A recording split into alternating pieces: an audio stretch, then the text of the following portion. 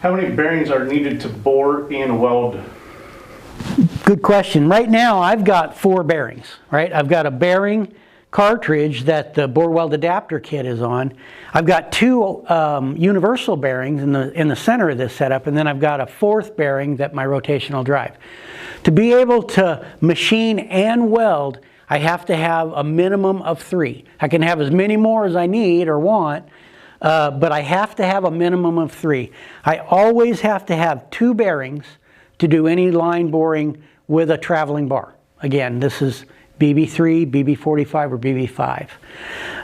I have to, because they're a spherical bearing, I have to establish that datum with 2 bearings. That aligns my center line.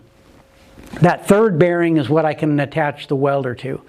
So as long as I have 1 in the center, 1 on the end, and 1 on the other end, I can attach my welder, my rotational drive, and my drive, and then I have that support bearing to establish that datum.